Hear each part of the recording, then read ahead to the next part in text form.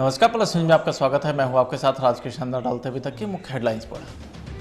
पटना में हादसे का शिकार हुई पुलिस की जिप्सी, गश्ती कर रही 3 पुलिसकर्मी की हुई मौत। पटना के जदयू कार्यालय में कोरोना विस्फोट, बंद हुआ जदयू ऑफिस। कोरोना संक्रमण के बीच फिर से सैनिटाइजेशन का काम शुरू हुआ। पटना के पाटलिपुत्र कॉलोनी में विरोध के बावजूद नहीं हटा कूड़ा डंपिंग केंद्र। और कोहरे की घनी चादर में लिपटा बिहार, अभी नहीं मिलेगी कड़ाके की ठंड और शीतलहर से राहत। अब खबरें विस्तार से। बड़ी खबर राजधानी पटना से है, जहां रात में गश्ती कर रही गर्दनीबाग पुलिस की जिप्सी हादसे का शिकार हो गई। बताया जा रहा है कि इस हादसे में 3 पुलिसकर्मी की मौत हुई है। हादसा बेउर इलाके में हुई है। बताया गया कि यह सड़क हादसा दानापुर के बेउर मोड़ के पास हुई है, जहां तेज रफ्तार हाईवा ने गश्ती कर रहे पुलिस की जिप्सी पर चढ़ गया, जिससे जिप्सी पूरी तरीके से क्षतिग्रस्त हो गया। तो वहीं इस हादसे में 3 पुलिसकर्मी की मौके पर मौत हो गई। मरने वाले पुलिसकर्मी की पहचान पुरखराज, प्रभु और सियाचरण के तौर पर हुई है। इस हादसे में एक एसआई भी बुरी तरीके से घायल है। हादसे के दौरान मौजूद प्रत्यक्षदर्शी ने बताया कि पुलिस की पेट्रोलिंग जिप्सी पेट्रोल पंप की तरफ से जा रही थी, इसी दौरान यह हादसा हुआ।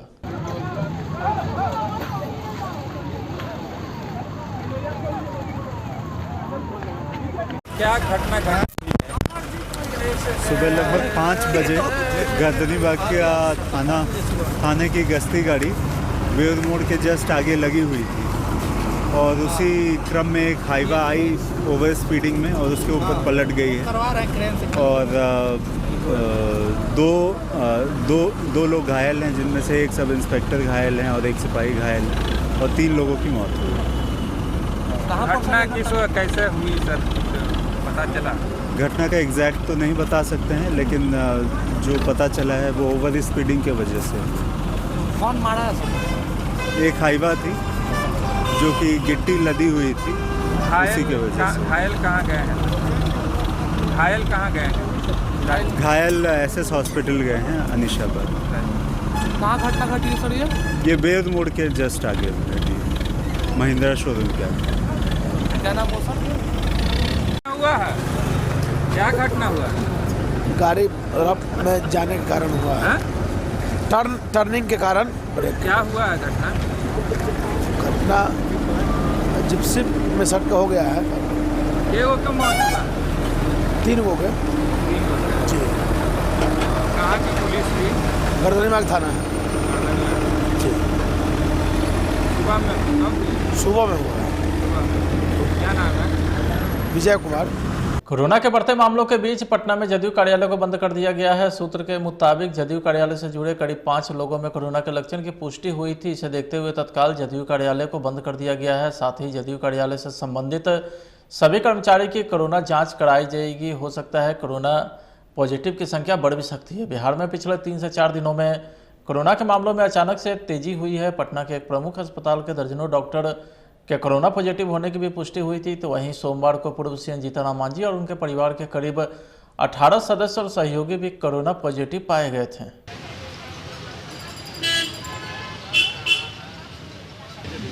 बिहार के मुख्यमंत्री नीतीश कुमार समाज सुधार अभियान के तहत औरंगाबाद में है। मगध क्षेत्र के 5 जिलों की जीविका दीदी को संबोधित किया। औरंगाबाद पुलिस लाइन कैंपस से दहेज प्रथा एवं बाल विवाह जैसी कुरीति के उन्मूलन और नशा मुक्ति को लेकर के सामाजिक जागरूकता कार्यक्रम को संबोधित किए। मुख्यमंत्री ने सभा को संबोधित करते हुए कहा कि न्याय के साथ विकास करना हमारी प्राथमिकता है। जब से आप लोगों ने हमें काम करने का मौका दिया है, तब से विकास के काम कर रहे हैं। पहले क्या स्थिति थी? हम लोग पहले क्षेत्र में जाते थे तो शाम होते सभी लोग घरों में बंद हो जाते थे, सड़कें सुनसान हो जाती थी। इन सबको देखते हुए हमने हर क्षेत्र में काम किया है। स्वागत है श्रीमान आपका, स्वागत है श्रीमान, स्वागत है श्रीमान आपका, स्वागत है श्रीमान। और जब हम लोग कहीं कहीं दौरा करते थे और शाम होता था, तो हम तो अपने इलाके की बात नहीं, कहीं भी जाते थे तो देखते थे कि शाम होते होते उसके बाद कोई नहीं बाहर निकलता था। पूरा का पूरा मुख्य रास्ता ऐसे ही बंद रहता था। तो ये हालत थी। और कौन सा हाल था? तो एक एक चीज को देखते हुए, और क्या गरीब गुरबा तबके के लोगों की स्थिति थी, महिलाओं की क्या स्थिति थी, इन सब चीजों को देखते हुए ही हम लोगों ने सबके कल्याण के लिए काम किया। और जो काम किया हम लोगों ने, चाहे आप देख लीजिए, महिलाओं के लिए काम किया, अल्पसंख्यक समुदाय के लिए काम किया। आप लोग जरा याद करिए, अनुसूचित जाति जनजाति के लिए काम किया, अति पिछड़े वर्ग के लिए काम किया। काम तो सबके लिए किया, लेकिन ये किनारे पड़े हुए थे, इसलिए इनको आगे बढ़ाने के लिए और मुख्य धारा से जोड़ने के लिए इन लोगों के लिए विशेष पहल की। और क्या हालत थी महिलाएं, उनको कोई काम मिलता था? और जो महिलाओं की स्थिति थी, अपने गांव में खेत वगैरह में तो कुछ काम कर लेती थी, लेकिन कोई इज्जत नहीं। तो जो स्थिति थी, बच्चियों को पढ़ने में दिक्कत, लोगों की आर्थिक स्थिति ऐसी थी, और 5वें क्लास तक तो कुछ पढ़ लेती थी, लेकिन 5वें क्लास के बाद उसको आगे भेजना था तो उसके लिए ठीक ठाक कपड़ा चाहिए, तो देने की स्थिति में नहीं। तो ये सब जो हालत थी उन दिनों की, उसके सुधार के लिए हम लोगों ने क्या किया था? और सबसे पहले महिलाओं को आगे बढ़ाने के लिए जो हम लोगों ने, जो पंचायत का चुनाव 2006 में होना था, हम लोगों ने कानून बनाया और महिलाओं के लिए 50% का आरक्षण किया। और उसके पहले जो 2000 में चुनाव हुआ था, तो महिलाओं को तो छोड़ दीजिए, अनुसूचित जाति जनजाति को भी आरक्षण नहीं था। तो हम लोगों ने अनुसूचित जाति और जनजाति को उनकी आबादी के मुताबिक जो भी 16% और 1% का आरक्षण, और पिछड़ों में जो अति पिछड़े लोग थे उनके लिए 20% का आरक्षण, ये सब किया। और महिलाओं के लिए 50% का आरक्षण इस देश में पहली बार हुआ पंचायती राज व्यवस्था में। और जो केंद्र में कानून बना था, और उस कानून के मुताबिक 1/3 महिलाओं के लिए आरक्षण था। लेकिन ये बिहार पहला राज्य था, जब आप लोगों ने मौका दिया तो हम लोगों ने महिलाओं के लिए 50% का आरक्षण किया। और उसके अगले साल जो नगर निकायों का चुनाव हुआ, उसमें भी हम लोगों ने महिलाओं के लिए 50% का आरक्षण किया। तो कितनी बड़ी संख्या में महिलाएं निकली घर से और जनप्रतिनिधि बनी, और किस तरह से उनको आगे काम करने का मौका मिला। लड़कियों को आगे पढ़ाने के लिए पोशाक योजना, और उसके साथ और आगे बढ़े साइकिल योजना। जब 9वीं क्लास में हम चाहते थे लड़कियां और पढ़े, कोई साइकिल नहीं चलाती थी।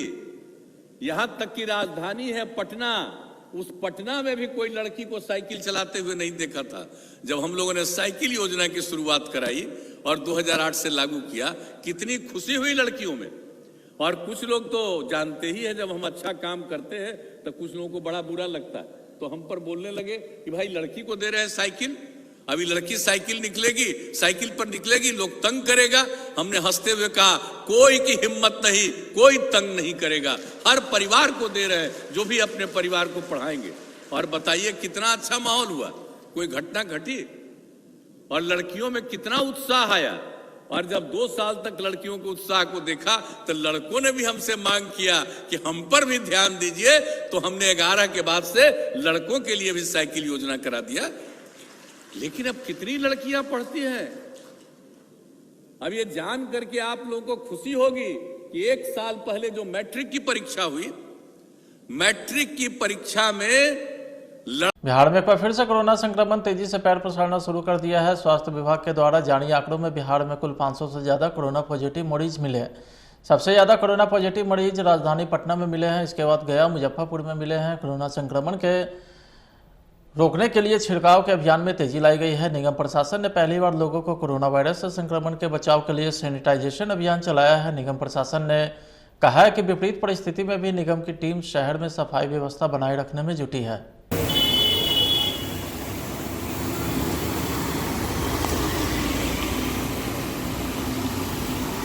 पटना के रिहायशी और पॉश इलाकों में कूड़ा डंपिंग यार्ड बनाए जाने की वजह से राजधानी के लोगों का जीना मुहाल हो गया है। पटना का साधन संपन्न इलाका समझा जाने वाला पाटलिपुत्र कॉलोनी में निगम ने खुले में ही कूड़े को गिराना शुरू कर दिया, जिसकी वजह से यहां रहने वाले हजारों लोगों की सांस लेना मुश्किल हो गया है। पटना नगर निगम ने पाटलिपुत्र कॉलोनी में मौजूद पानी टंकी के पीछे खुले में ही कूड़ा डंपिंग यार्ड बनाया है। निगम के मुताबिक यह अस्थायी कूड़ा डंपिंग यार्ड है, लेकिन इसकी वजह से लोगों की सेहत बिगड़ रही।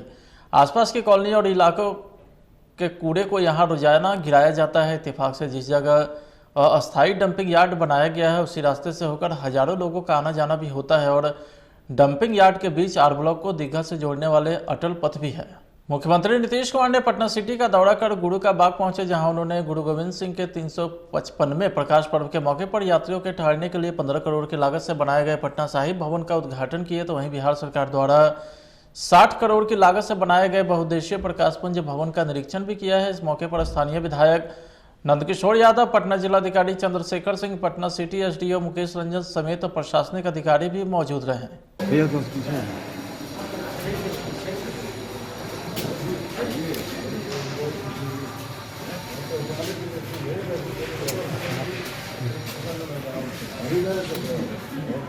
वहीं से कर दूंगा हमारे देख तक सब पहले 2-3 महीना पहले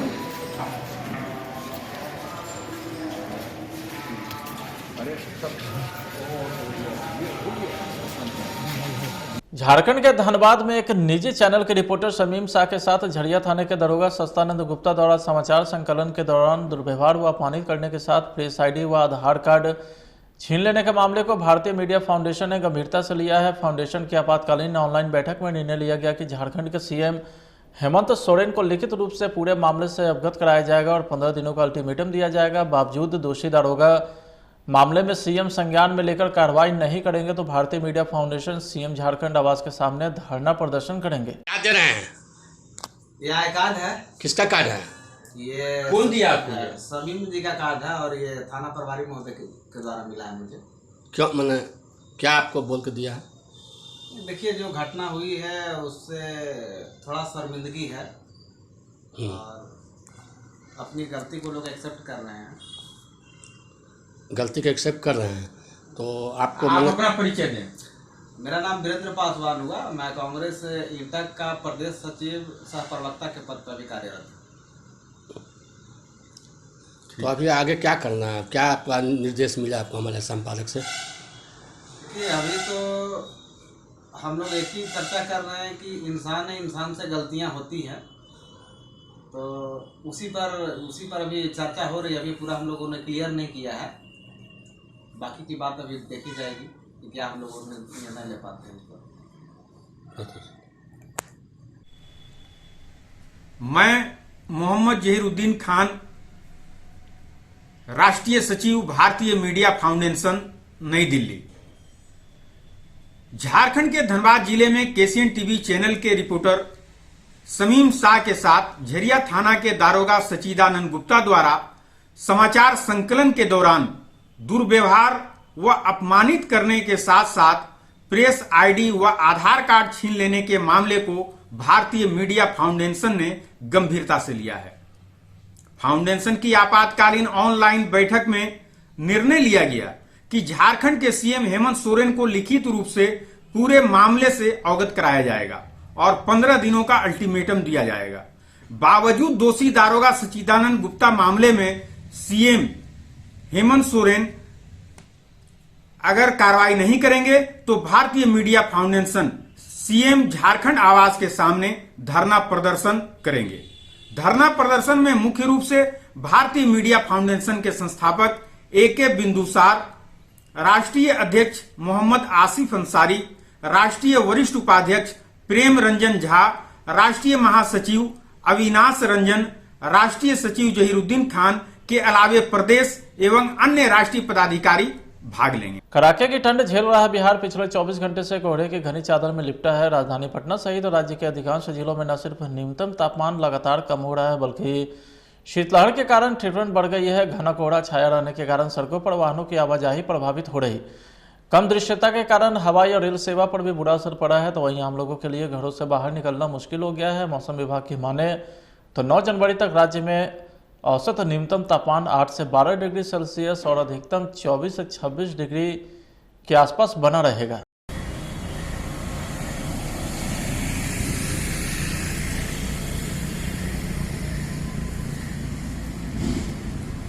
फिलहाल आज के खबर में इतना ही। अब देखते रहिए प्लस न्यूज। नमस्कार। एसिडिटी, गैस, खट्टी डकार, पेट फूलना और कब्ज, ऐसे में मेरी सलाह है आयुर्वेदिक मुल्तानी पचमीना। ये पेट की सभी समस्याओं में पूरी तरह आरामदेह।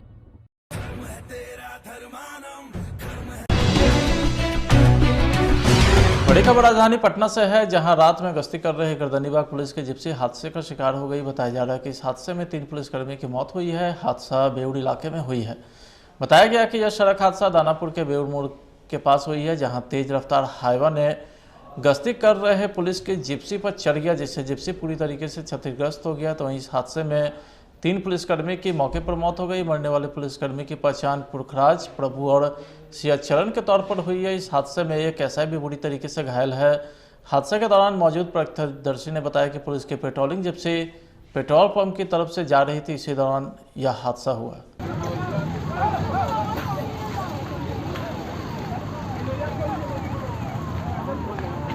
क्या घटना घटी?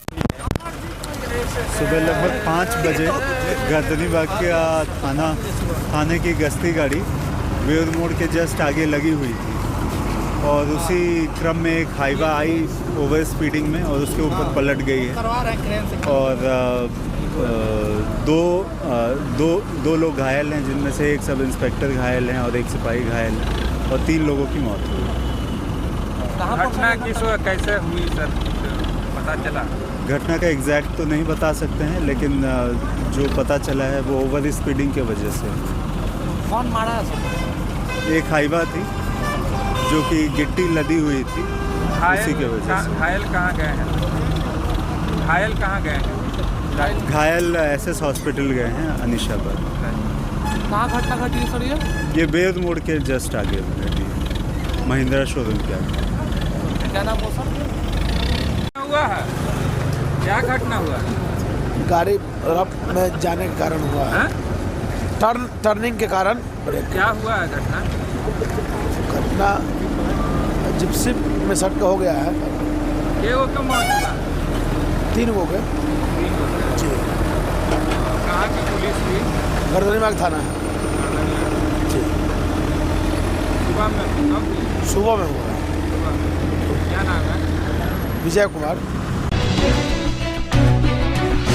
कोरोना के बढ़ते मामलों के बीच पटना में जदयू कार्यालय को बंद कर दिया गया है। सूत्र के मुताबिक जदयू कार्यालय से जुड़े करीब 5 लोगों में कोरोना के लक्षण की पुष्टि हुई थी। इसे देखते हुए तत्काल जदयू कार्यालय को बंद कर दिया गया है। साथ ही जदयू कार्यालय से संबंधित सभी कर्मचारी की कोरोना जांच कराई जाएगी। हो सकता है कोरोना पॉजिटिव की संख्या बढ़ भी सकती है। बिहार में पिछले 3 से 4 दिनों में कोरोना के मामलों में अचानक से तेजी हुई है। पटना के एक प्रमुख अस्पताल के दर्जनों डॉक्टर के कोरोना पॉजिटिव होने की भी पुष्टि हुई थी। तो वहीं सोमवार को पूर्व सीएम जीतन मांझी और उनके परिवार के करीब 18 सदस्य और सहयोगी भी कोरोना पॉजिटिव पाए गए थे।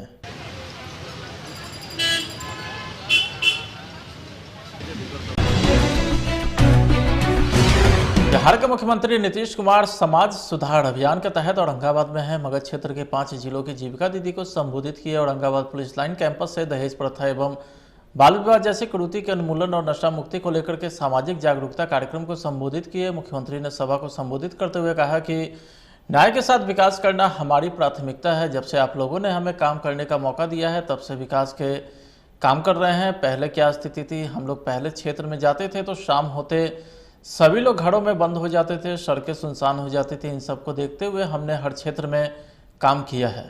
स्वागत है श्रीमान आपका, स्वागत है श्रीमान, स्वागत है श्रीमान आपका, स्वागत है श्रीमान। और जब हम लोग कहीं कहीं दौरा करते थे और शाम होता था तो हम तो अपने इलाके की बात नहीं, कहीं भी जाते थे तो देखते थे कि शाम होते होते उसके बाद कोई नहीं बाहर निकलता था, पूरा का पूरा मुख्य रास्ता ऐसे ही बंद रहता था। तो ये हालत थी। और कौन सा हाल था?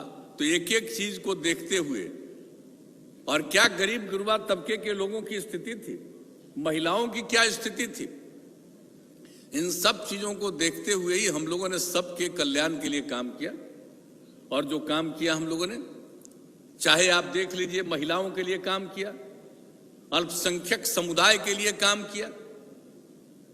आप लोग जरा याद करिए, अनुसूचित जाति जनजाति के लिए काम किया, अति पिछड़े वर्ग के लिए काम किया। काम तो सबके लिए किया, लेकिन ये किनारे पड़े हुए थे, इसलिए इनको आगे बढ़ाने के लिए और मुख्य धारा से जोड़ने के लिए इन लोगों के लिए विशेष पहल की। और क्या हालत थी महिलाएं, उनको कोई काम मिलता था? और जो महिलाओं की स्थिति थी, अपने गांव में खेत वगैरह में तो कुछ काम कर लेती थी, लेकिन कोई इज्जत नहीं।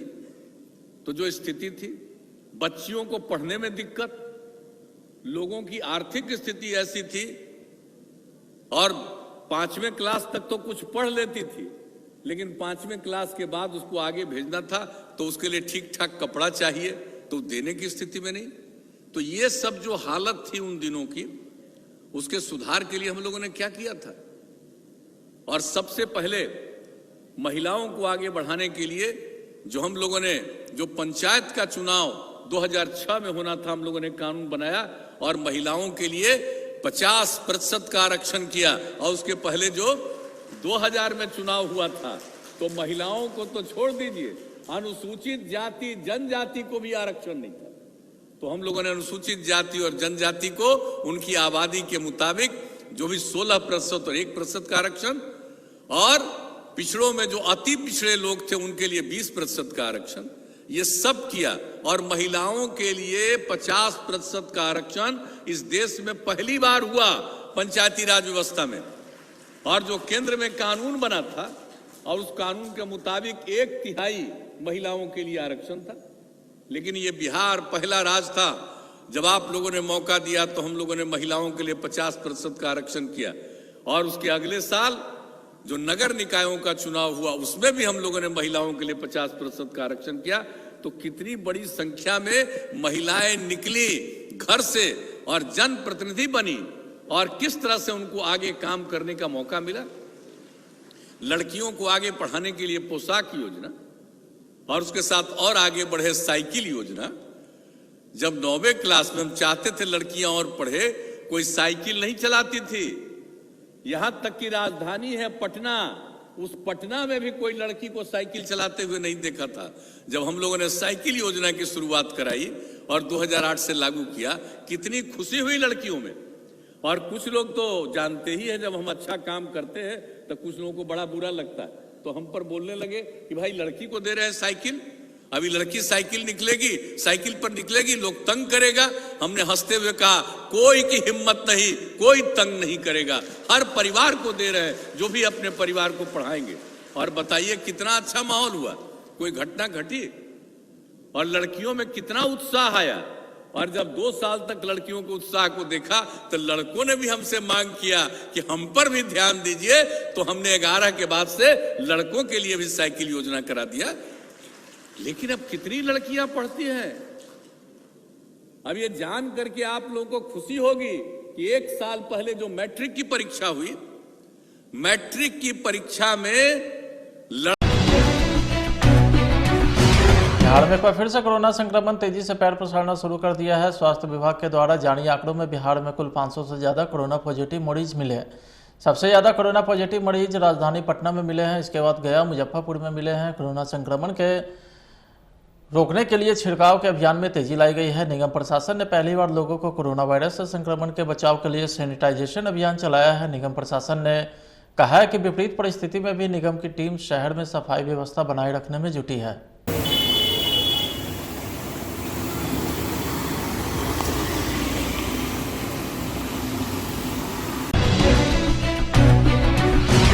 पटना के रिहायशी और पॉश इलाकों में कूड़ा डंपिंग यार्ड बनाए जाने की वजह से राजधानी के लोगों का जीना मुहाल हो गया है। पटना का साधन संपन्न इलाका समझा जाने वाला पाटलिपुत्र कॉलोनी में निगम ने खुले में ही कूड़े को गिराना शुरू कर दिया, जिसकी वजह से यहां रहने वाले हजारों लोगों की सांस लेना मुश्किल हो गया है। पटना नगर निगम ने पाटलिपुत्र कॉलोनी में मौजूद पानी टंकी के पीछे खुले में ही कूड़ा डंपिंग यार्ड बनाया है। निगम के मुताबिक यह अस्थायी कूड़ा डंपिंग यार्ड है, लेकिन इसकी वजह से लोगों की सेहत बिगड़ रही। आसपास की कॉलोनी और इलाकों के कूड़े को यहाँ रोजाना गिराया जाता है। इत्तेफाक से जिस जगह अस्थायी डंपिंग यार्ड बनाया गया है उसी रास्ते से होकर हजारों लोगों का आना जाना भी होता है और डंपिंग यार्ड के बीच आर ब्लॉक को दीघा से जोड़ने वाले अटल पथ भी है। मुख्यमंत्री नीतीश कुमार ने पटना सिटी का दौरा कर गुरु का बाग पहुंचे, जहां उन्होंने गुरु गोविंद सिंह के 355वें प्रकाश पर्व के मौके पर यात्रियों के ठहरने के लिए 15 करोड़ की लागत से बनाए गए पटना साहिब भवन का उद्घाटन किए। तो वहीं बिहार सरकार द्वारा 60 करोड़ की लागत से बनाए गए बहुउद्देशीय प्रकाश पुंज भवन का निरीक्षण भी किया है। इस मौके पर स्थानीय विधायक नंदकिशोर यादव, पटना जिलाधिकारी चंद्रशेखर सिंह, पटना सिटी एसडीओ मुकेश रंजन समेत प्रशासनिक अधिकारी भी मौजूद रहे।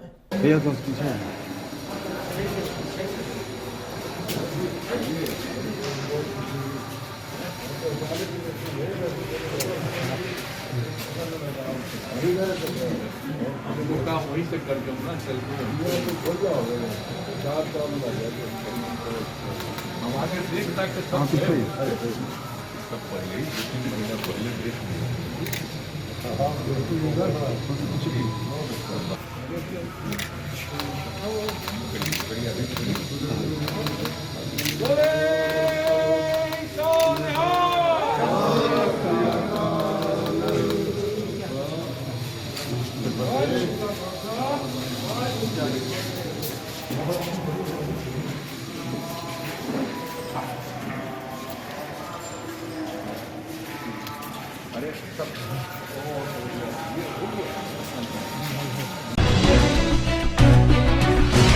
झारखंड के धनबाद में एक निजी चैनल के रिपोर्टर शमीम शाह के साथ झरिया थाने के दरोगा सस्तानंद गुप्ता द्वारा समाचार संकलन के दौरान दुर्व्यवहार व अपमानित करने के साथ प्रेस आईडी व आधार कार्ड छीन लेने के मामले को भारतीय मीडिया फाउंडेशन ने गंभीरता से लिया है। फाउंडेशन की आपातकालीन ऑनलाइन बैठक में निर्णय लिया गया कि झारखंड के सीएम हेमंत सोरेन को लिखित रूप से पूरे मामले से अवगत कराया जाएगा और 15 दिनों का अल्टीमेटम दिया जाएगा। बावजूद दोषी दारोगा मामले में सीएम संज्ञान में लेकर कार्रवाई नहीं करेंगे तो भारतीय मीडिया फाउंडेशन सीएम झारखंड आवास के सामने धरना प्रदर्शन करेंगे। क्या दे रहे हैं? ये आई कार्ड है। किसका कार्ड है? ये कौन दिया आपको? समीम जी का कार्ड है और ये थाना प्रभारी महोदय के द्वारा मिला है मुझे। क्यों, मैंने क्या आपको बोल के दिया है?